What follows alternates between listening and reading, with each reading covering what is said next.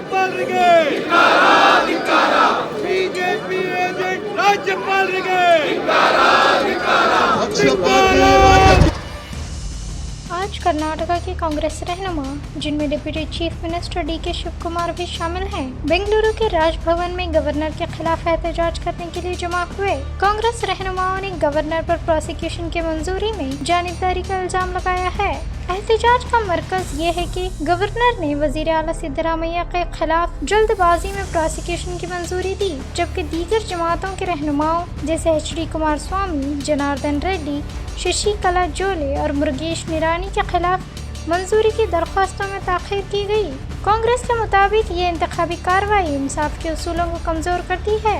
शिव कुमार ने कहा, ये सिर्फ सिद्धरामैया का मामला नहीं है, हम इस बात को यकीनी बनाने के लिए लड़ रहे हैं कि सबके साथ इंसाफ हो।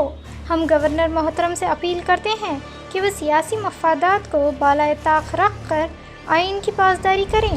ಇವತ್ತು ಏನು ಈ ರಾಜಭವನ್ ಚಲೋ ಇದೆ, ಇದು ಗವರ್ನರ್ ಆಫೀಸು ಒಂದು ಪಕ್ಷದ ಕಚೇರಿಯಾಗಿ ಪರಿವರ್ತನೆ ಆಗಬಾರ್ದು. ಇದೊಂದು ಸಂವಿಧಾನದ ಪೀಠ.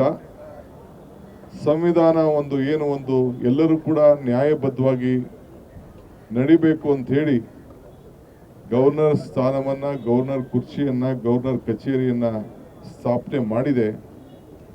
ಅದರನ್ನ ತಾವು ಕಾಪಾಡಬೇಕು ಅನ್ನೋ ದೃಷ್ಟಿಯಿಂದ ಈ ಸಂದರ್ಭದಲ್ಲಿ ನಾವು ಡಿಮ್ಯಾಂಡ್ ಮಾಡಲಿಕ್ಕೆ ನಾವೆಲ್ಲ ಇಲ್ಲಿ ಸೇರಿದ್ದೇವೆ.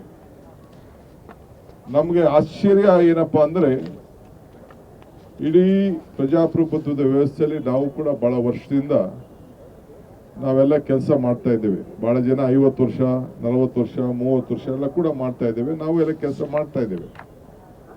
ಇವತ್ತು ಮುಖ್ಯಮಂತ್ರಿಗಳ ವಿಚಾರದಲ್ಲಿ ಒಂದೇ ದಿನದಲ್ಲಿ ನಮಗೆ ನೋಟಿಸ್ ಅನ್ನ ಕೊಟ್ಟು, ಕಾನೂನು ಯಾವುದು ಎನ್ಕ್ವೈರಿ ಇನ್ವೆಸ್ಟಿಗೇಷನ್ ಇಲ್ಲದೆ ಪ್ರಾಸಿಕ್ಯೂಷನ್ಗೆ ಪರ್ಮಿಷನ್ ಕೊಟ್ಟದ್ದು ಕೂಡ ತಮ್ಗೆಲ್ಲರ ಜನರ ಮಂದಟ್ಟನ್ನು ಮಾಡಿಕೊಡ್ಲಿಕ್ಕೆ ಪ್ರಯತ್ನ ಮಾಡಿದ್ದೇವೆ. ತಾವು ಮಂದಟ್ ಆಗಿದ್ದೀರಿ. ಆದರೆ ಘನವೆತ್ತ ರಾಜ್ಯಪಾಲರಿಗೆ ಹಿಂದೆ ಅನೇಕ ಇಲಾಖೆಗಳಿಂದ, SIT ಇಂದ, ಲೋಕಾಯುಕ್ತದಿಂದ ಗವರ್ನರ್ ಅವ್ರಿಗೆ ಕೆಲವು ಮುಖಂಡಗಳನ್ನ, ಮಾಜಿ ಮುಖ್ಯಮಂತ್ರಿಗಳನ್ನ, ಮಾಜಿ ಮಂತ್ರಿಗಳನ್ನ ಪ್ರಾಸಿಕ್ಯೂಟ್ ಮಾಡಬೇಕು ಅಂತ ಹೇಳಿ ಅನೇಕ ಅರ್ಜಿಗಳನ್ನ ಅನೇಕ ಸಂದರ್ಭದಲ್ಲಿ ಅವ್ರಿಗೆ ರಿಕ್ವೆಸ್ಟ್ ಕೂಡ ಹೋಗಿದೆ. ಅದೆಲ್ಲ ಕೂಡ ತನಿಖೆ ಆಗಿದೆ. ಅವೆಲ್ಲ ತನಿಖೆಯಾಗಿ ಕೋರ್ಟ್ಗಳನ್ನ ಆದೇಶದ ಮೇಲೆಗೆ ಇನ್ವೆಸ್ಟಿಗೇಷನ್ ಬಹಳ ದೊಡ್ಡದಾಗಿ ನಡೆದು ಈ ಸಂದರ್ಭದಲ್ಲಿ ತನಿಖೆ ಆಗಿದೆ.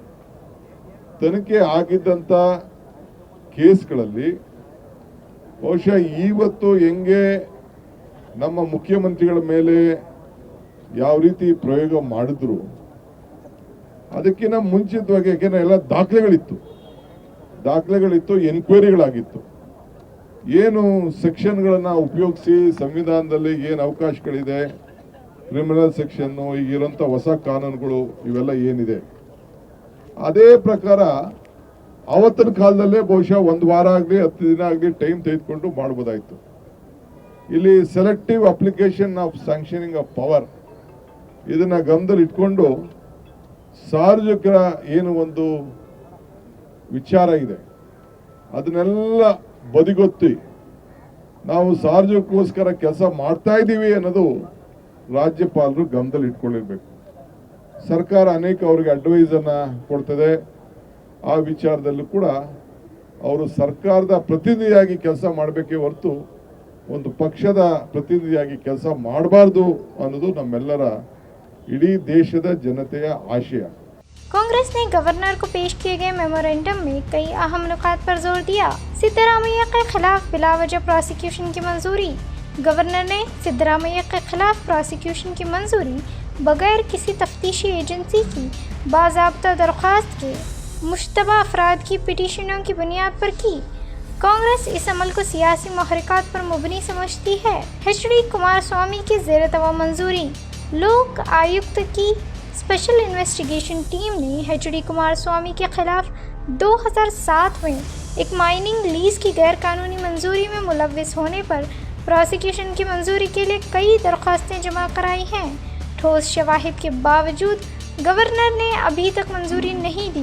दूसरे, बदउनवानी के मामलात में ताख़ीर। गवर्नर ने साबिक वज़रा शशिकला जोले और मुरुगेश निरानी के खिलाफ मुकदमात में भी कार्रवाई में ताख़ीर की, जहां करप्शन एक्ट के तहत मंजूरी की दरख्वास्तें वाज़ह सबूत के बावजूद ज़ेर तवा हैं।